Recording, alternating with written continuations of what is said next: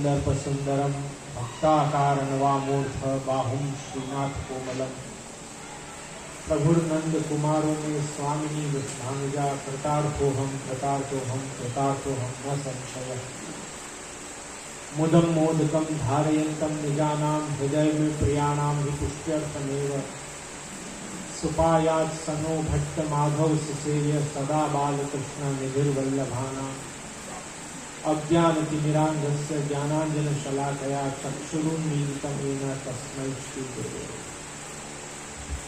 अत्र विराजमान वल्लभकुल परिवार, मंचस्थ व्यास स्वरूप शास्त्री जी एवं आप सभी श्री महाप्रभु गोसाई जी के लाडीले वैष्णवों, अष्टसखा वार्ता के क्रम में आज श्री गोविंद स्वामी जी के वार्ता प्रसंग के श्रवण हेतु आप सभी वैष्णवों ने खूब सुंदर लाभ लिया। इसके बदले आपको बहुत बहुत अभिनंदन और आशीर्वाद प्रदान करता हूँ। जैसा कि अपने यहाँ आषाढ़ मास के पदों में स्नान यात्रा के अगले दिन से रागों में भी परिणय आता है, रागों में भी परिणित हो जाता है क्रम।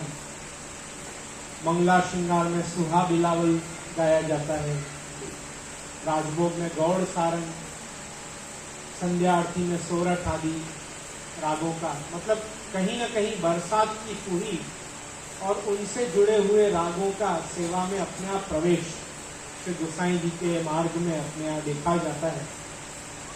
तो उन पदों में आता है कि वो नीके जानत री बहुनायक को ने कहूँ धूप कहूँ छाँव जनावत।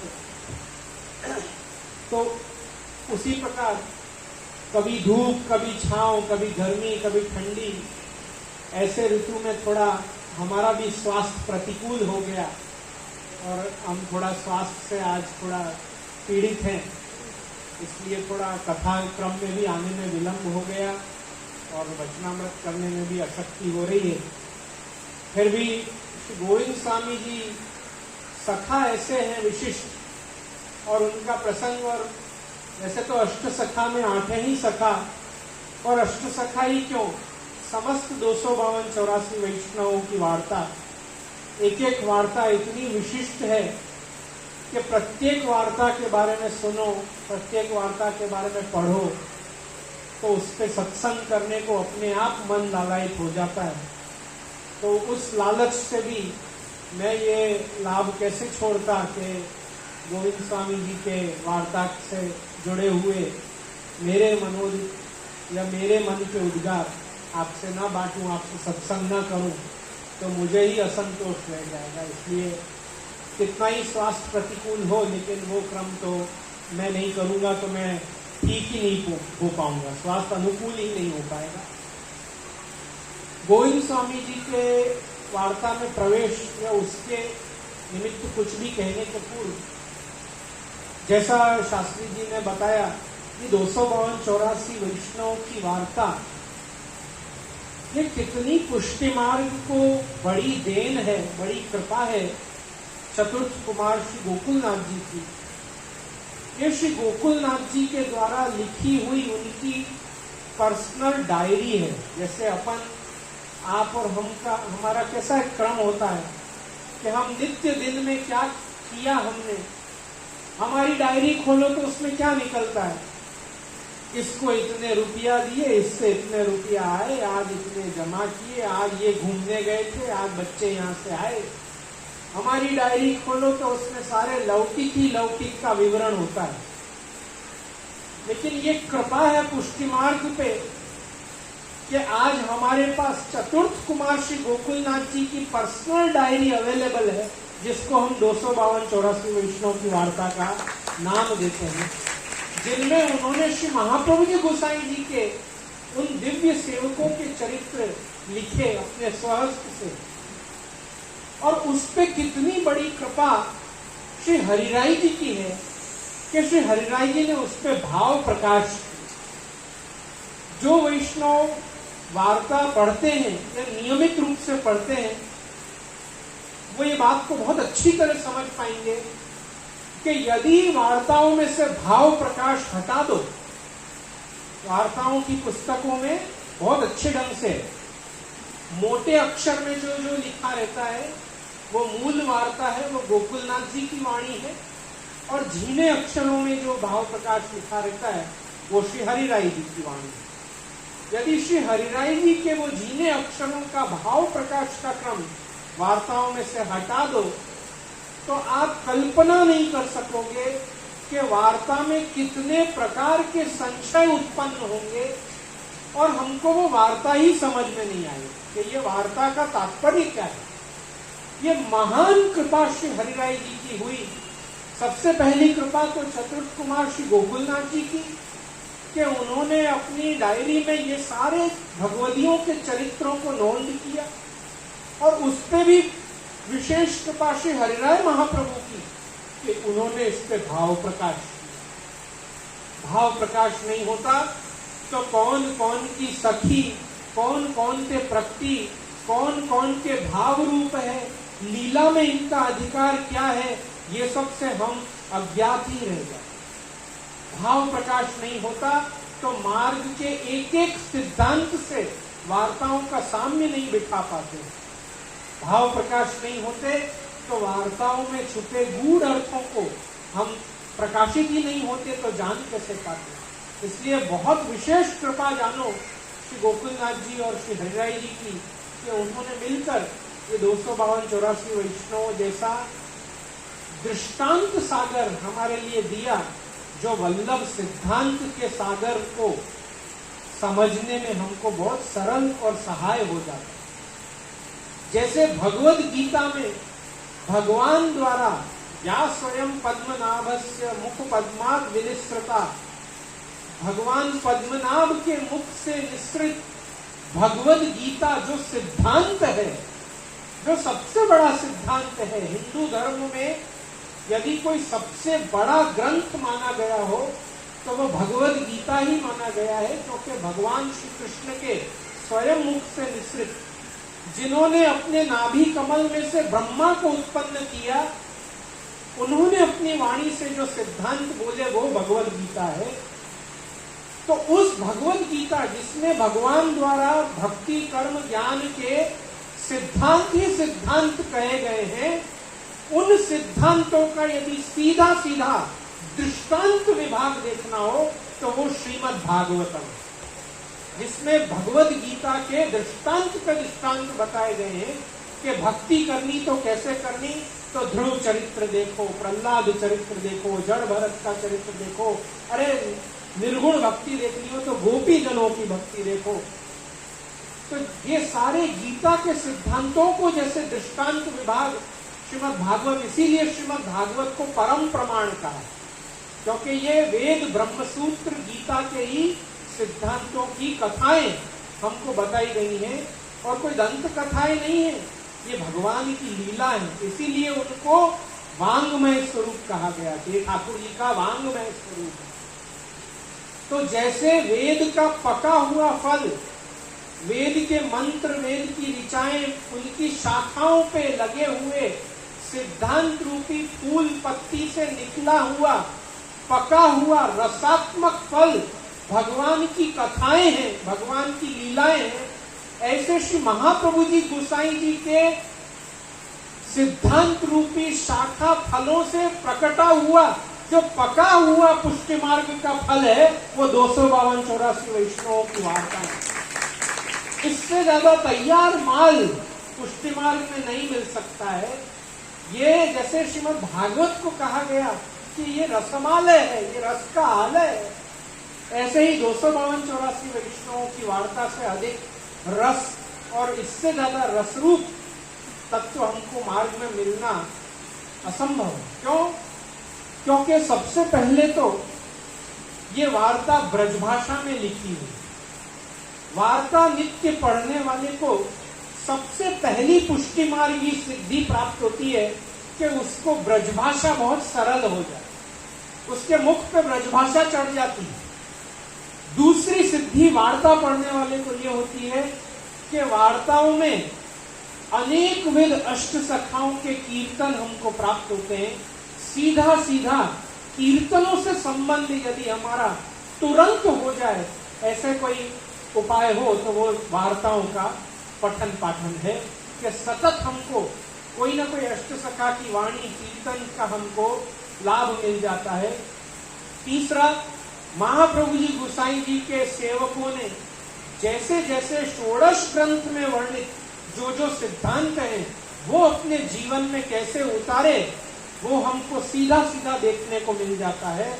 और इस बहाने हमको श्री महाप्रभु जी गोसाई जी के भी अनेक विध चरित्र, क्योंकि श्री महाप्रभु जी गोसाई जी हमारे लिए मात्र गुरु रूप नहीं है, हमारे लिए ठाकुर जी भी हैं और हमारे लिए गुरु भी हैं। तो श्री महाप्रभु जी गोसाई जी के चरित्र हम सिर्फ हमारा इतिहास नहीं है, वो भी हमारी पुरुषोत्तम की हुई लीलाएं हैं। इसलिए हमको 252-84 वैष्णव की वार्ता महाप्रभु जी गोसाई जी की क्या क्या लीलाएं हैं वो भाव से भी हमको पढ़ना है। हमको श्रीमद् भागवत जी में वर्णन आता है कि कितने रस लेकर सुखदेव जी परीक्षित को रास आदि लीलाओं का सुख दे रहे थे, रास आदि लीला का वर्णन कर रहे थे। लेकिन तभी बीच में रास का वर्णन सुनकर परीक्षित राजा ने सुखदेव जी से प्रश्न किया कि ये भगवान क्या कर रहे हैं? ये भगवान जो हमेशा धर्म का संस्थापन करने के लिए अवतार लेते हैं, वो दूसरों की स्त्रियों के साथ नृत्य कर रहे हैं रात्रि में।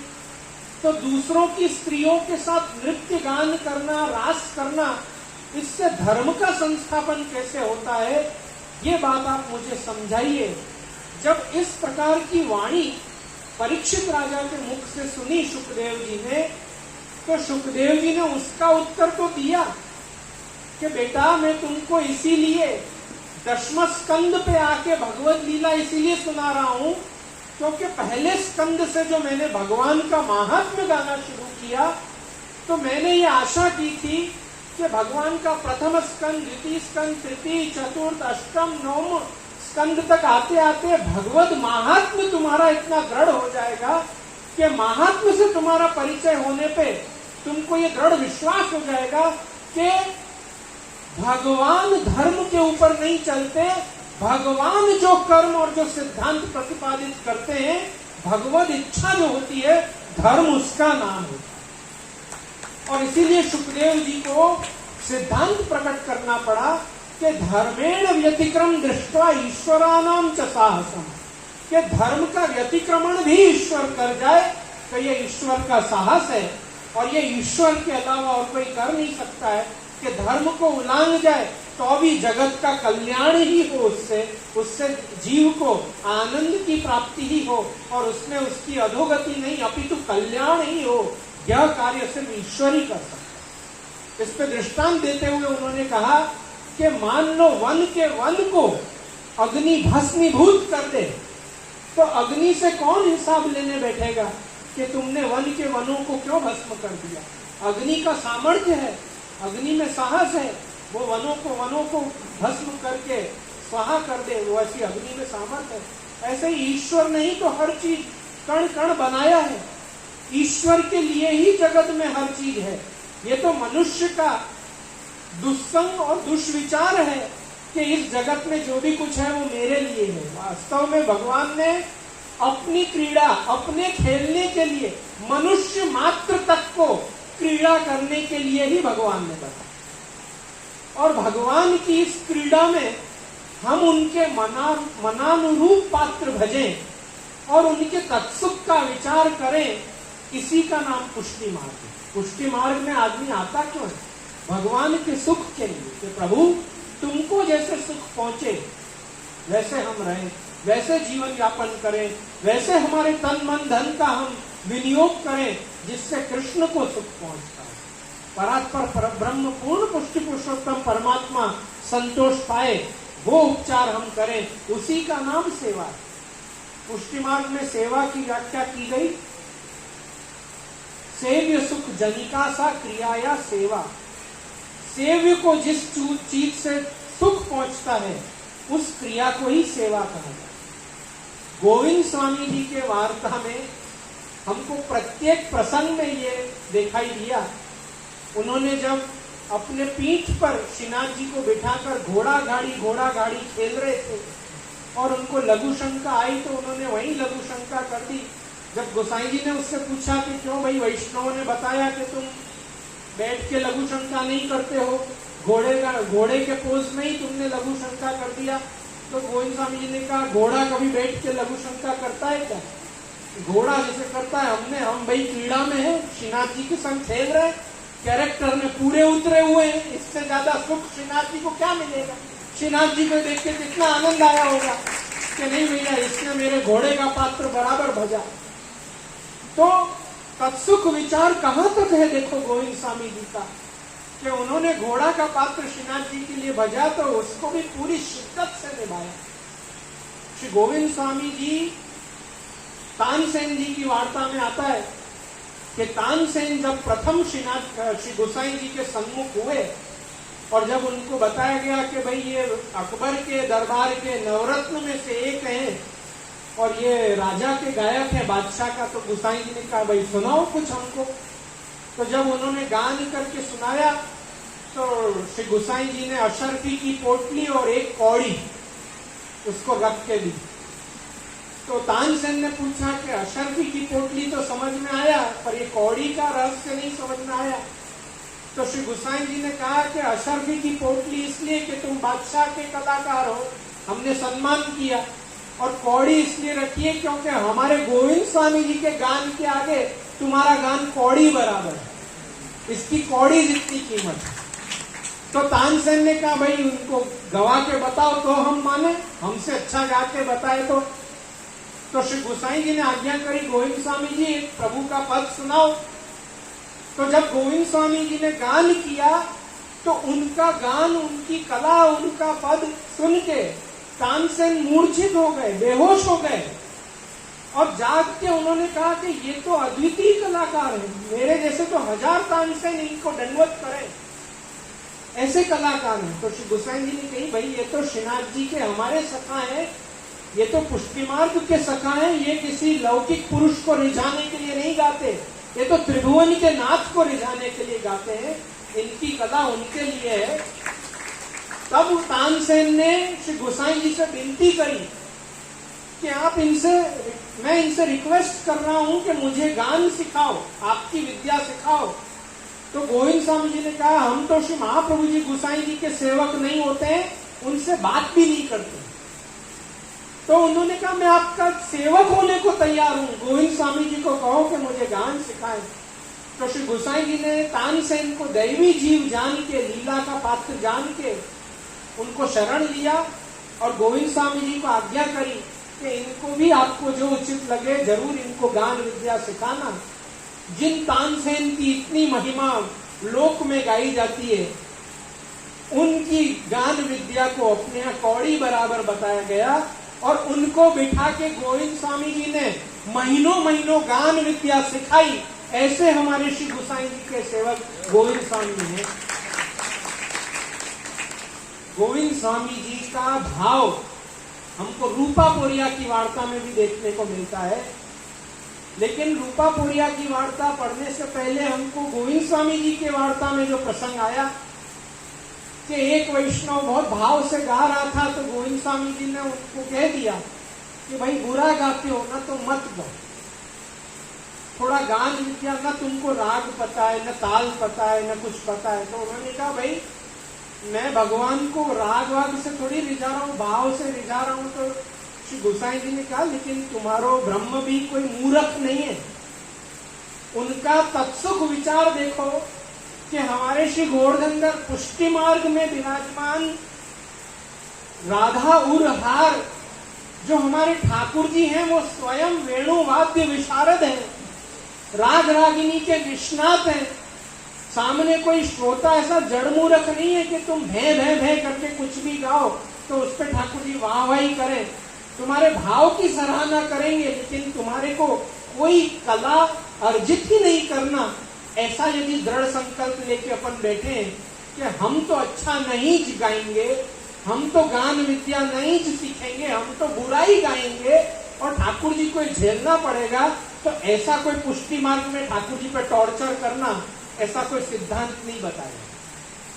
अब इसका रूपा पोरिया की वार्ता में इसका उत्तर मिलता है हमको कि रूपा पोरिया को जब गोविंद स्वामी जी ने अटकाया कि भाई तुम ऐसा सब मत गाओ, इतना बुरा बुरा मत गाओ, तो अगले दिन श्रीनाथ जी ने कही कि रूपा पोरिया ने नहीं गाया तो मैं रात्रि को सो नहीं पाया, मेरे आंख आरक्त हो रहे हैं, तो रूपा पोरिया से कहो कि गाओ। तो गुसाई जी ने कहा कि उसको अटकाया किसने, उसको बंद किसने किया?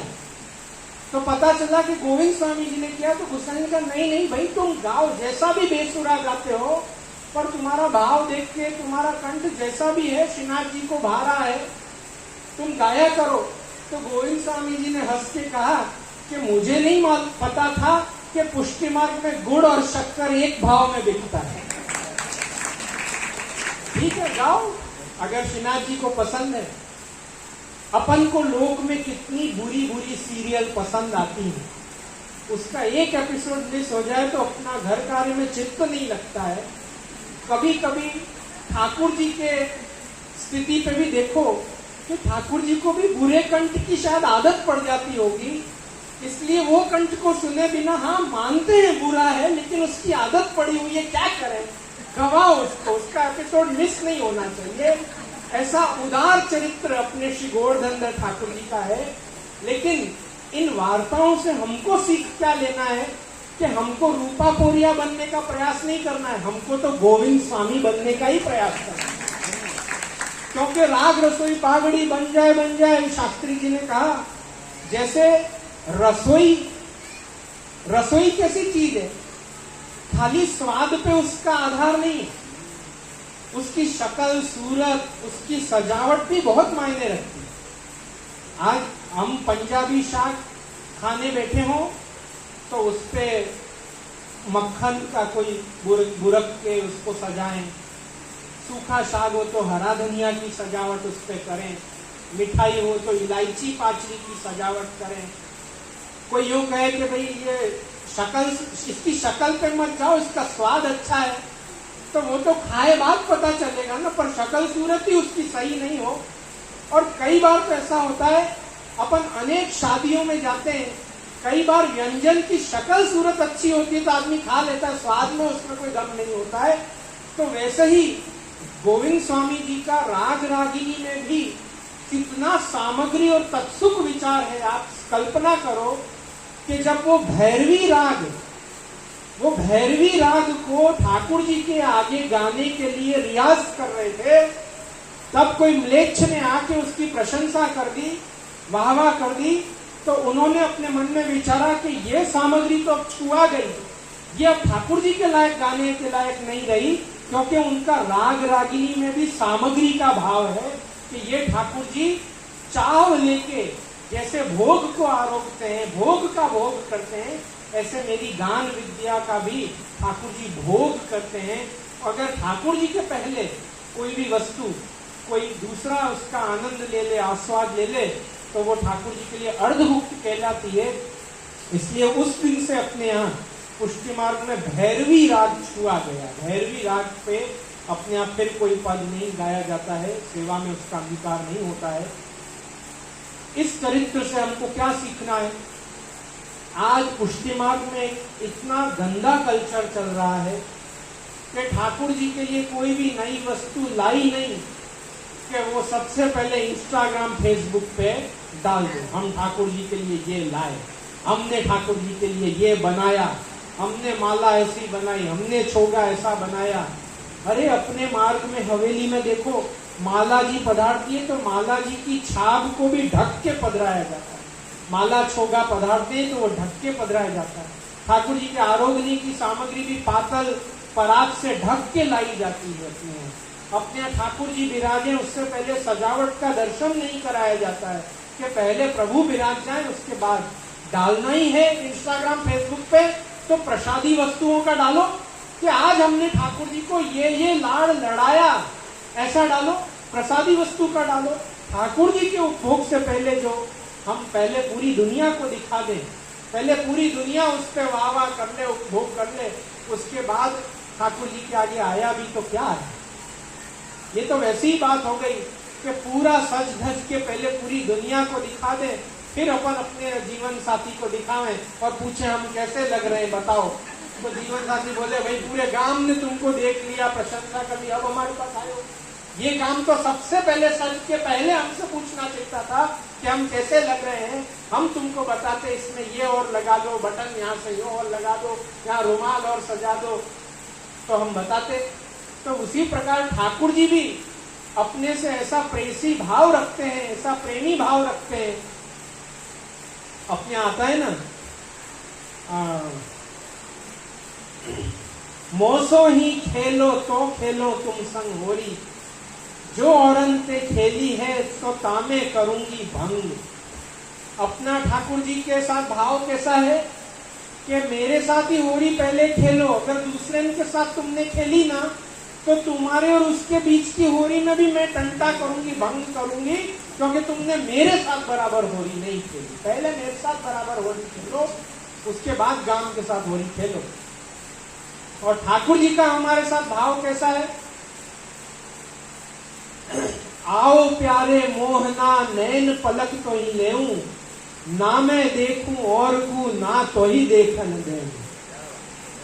ठाकुर जी का भी भाव हमारे साथ ऐसा ही है कि मेरे को नैनन में ऐसा बसाओ कि ना मैं कोई और को देखूं, ना मैं तुमको कोई और को देखने दूं। ऐसा भाव जिस ठाकुर जी का हमारे प्रति हो, हम ठाकुर जी को अंगीकार कराने के पहले गांव को दिखाओ, सामग्री का, फोटो का, माला जी का, छोगा का। अरे अपने आर्टिस्टिक हेकड़ी बाद में दिखा देना ठाकुर जी को क्या अंगीकार कराया, पर ठाकुर जी के अंगीकार कराने से पहले नहीं। ये अष्ट सखाओं की वाणी से हमको ये देखना है कि राग, भोग और श्रृंगार तीनों में तत्सुख विचार कैसे रखा जाता है, ये अष्ट सखाओं की वाणी से हमको सीखना है। गोविंद स्वामी जी के बारे में तो क्या क्या कहें। श्री गोसाई जी के द्वारा लिखे गए अपने पुत्रों को जो पत्र प्राप्त होते हैं, उन पत्रों में सदैव श्री गोसाई जी कृष्णदास प्रभृति सेवकों को आशीर्वाद, अपने पुत्रों को आशीर्वाद और गोविंद स्वामी को भगवत स्मरण, ऐसा आप लिखते। हमेशा गोविंद स्वामी जी से श्री गोसाई जी का भगवत स्मरण का व्यवहार। आज वैष्णव जब भी कभी वल्लभकुल बालक को जय श्री कृष्ण बोलते हैं तो जानकार वैष्णव पास में खड़े उनको टोकते हैं कि बालक को जय श्री कृष्ण नहीं करने का, वल्लभकुल बालक को प्रणाम, दंडवत प्रणाम करने का, क्योंकि भगवत स्मरण का व्यवहार समान स्तर के व्यक्ति से किया जाता है। जब वैष्णव से मिलता है तो वो जय श्री कृष्ण करता है, क्योंकि वो वैष्णव को याद दिलाता है कि यदि तुम एक क्षण के लिए भी कृष्ण स्मरण भूल गए हो तो मैं तुमको याद दिलाता हूं, तुम कृष्ण स्मरण पुनश्च शुरू कर दो, वो कहकर कि मेरे हृदय में भी वही कृष्ण विराज रहे हैं जो तेरे हृदय में विराज रहे हैं। इस भाव से वैष्णव को जय श्री कृष्ण करता है। अपन यदि अपने से बड़े अपने गुरु को जाकर जय श्री कृष्ण का उपदेश करें तो ये अपने लिए अनधिकार चेष्टा है। अपन को बड़े को तो प्रणाम ही करना चाहिए, इसलिए दंडवत प्रणाम ही हमेशा करना चाहिए। बालक औदार्य दिखाकर तुमसे भगवत स्मरण करे तो ये उनका औदार्य है, ये उनकी विशेष कृपा है। जैसे श्री गोसाई जी की विशेष कृपा गोविंद स्वामी जी के ऊपर है कि वो जब भी गोविंद स्वामी जी से मिलते थे तो वो आशीर्वाद के साथ साथ भगवत स्मरण भी करते। और श्री गोविंद स्वामी जी के ऊपर तो कैसी कृपा कि ऐसी कृपा तो न पहले कभी हुई और न आगे कभी देखी कि श्री गोसाई जी जब आसुरगाम लीला में पधारे तो गोविंद स्वामी जी का हाथ पकड़ के अपने साथ कंदरा में श्री गिरिराज जी की कंदरा में ले गए। ऐसा तो कभी न श्री आचार्य चरण के काल में देखा और न सात बालकन के काल में आगे कभी अद्यावधि देखा कि कोई वल्लभकुल बालक।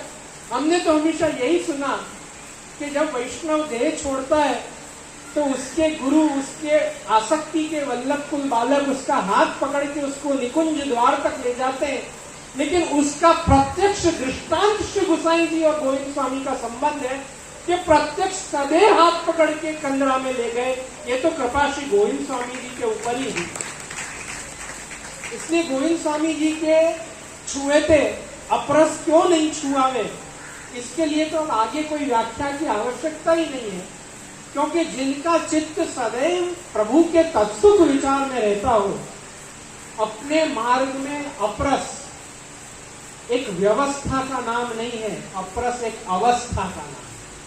जब आदमी स्नान करके ठाकुर जी के सेवा के लिए व्यवस्थित स्वरूपानुकूल सेवानुकूल अवस्था पे आ जाता है, तब अपन कहते हैं ये अपरस में आ गया। इसलिए अपरस कोई व्यवस्था का नाम नहीं है कि वहां जाके नहा लो तो अपरस हो जाती है। अपरस के लिए व्यक्ति को मानसिक रूप से सेवा के लिए तैयार होना भी जरूरी है। यदि गागरों पे गागर कूड़ के भी अपना चित्त लौकिक आसक्ति है तो अभी अपरस होनी बाकी है, और यदि 4 गागर कूड़ने के बाद भी अपना चित्त कृष्ण सेवा में प्रवृत्त हो गया है तो मानो अपनी अपरस हो गई है। तो अपरस व्यवस्था का नाम नहीं है, अपरस एक अवस्था का नाम है।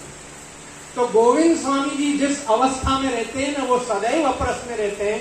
इसलिए वो यदि सेवा में घुस के ठाकुर जी की पाग बांध दे तो गोविंद स्वामी के छुए पे अपरस नहीं छुआवे। गोविंद स्वामी जी केशव राय जी के दर्शन करते करते केशव राय जी से पूछ रहे, महाराज इतनी गर्मी की सीजन में तुमको जरी के उपरना, जरी के वस्त्र धरा रखे हैं, कैसे विराज रहे हो, आनंद आ रहा है कि नहीं आ रहा है? ये उनका सख्य है कि वो ठाकुर जी से पूछ रहे हैं। अपन कहते हैं ना, अपन अपना दोस्त कभी गिर जावे, स्विमिंग पूल में गिर जावे, तो अपन कहते हैं ना मजा आई, तुम गिरे आनंद आया। तो वो सख्य भाव से उन्होंने ठाकुर जी से बड़ा मजा आ रहा है कि नहीं गर्मी की सीजन में? ऐसा होता है। मेरे बहूजी ने भरे जेठ मास में मेरे लिए एक स्वेटर बनाया और मेरे से कहा मैंने महीनों इसको बुना है, सब अपना दिन रात चैन हटाकर ये बनाया है। अब मेरी आपसे ये विनती है, मेरा एक मनोरथ है कि 2 दिन आपको ये स्वेटर भर के ही रहना है। तो बताओ भाव का पोषण करना कि नहीं वल्लभ कुल बालक को, और उसमें भी चैरिटी बिगिंस एट होम। तो बहूजी का मनोरथ भरे जेठ मास में पूरा करना पड़ा। अब वैष्णव आके पूछेंगे जे ये क्या लीला है, तो वो 2 दिन कहना पड़ा थोड़ा बुखार जेऊ लागे છે, लेकिन रहस्य तो हम जाने। तो जो रहस्य जाने वो ये बोल सकता है कि क्यों महाराज जेठ मास में स्वेटर पहन के बैठे हो, आनंद आ रहा है कि नहीं आ रहा है? तो गोविंद स्वामी जी का ठाकुर जी से सख्य ऐसा है कि वो जरी के वस्त्र इसलिए गुसाई ने कहा क्यों ठाकुर जी को छेड़ते हो तुम?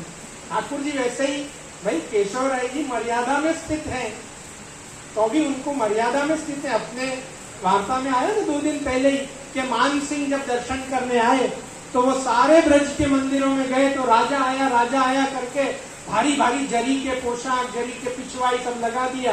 पर श्रीनाथ जी के दर्शन करने गए तो छोटी सी वस्त्र की परदनी और सब जगह छिड़काव, फुआरा, खस की काटी, गुलाब जल के लहका। तो मान सिंह ने कहा कि भाई सेवा तो यहाँ चल रही है, बाकी सब जगह तो दिखावा है, सब जगह पोशाक में जरी नहीं है, वो तत्सुख विचार तो यहाँ हो रहा है। तो उस प्रकार श्री गोसाई जी ने कहा भाई तत्सुख विचार। पर देखो सत्य भक्ति ऐसी चीज है ना कि सत्य भक्ति में अपना परम मित्र, अपना परम यार अपने को आके बड़े सौहार्द से मिले ना, तो अपने को लगे आज कुछ गड़बड़ हो गई। अरे अपनी पत्नी, अपना पति ही अपने को बहुत सम्मान से बात करे ना, तो समझ जाना कुछ गड़बड़ है, अब झगड़ा होने वाला है। पधारिए, आओ आओ, विराजो, क्या लाए आपके लिए।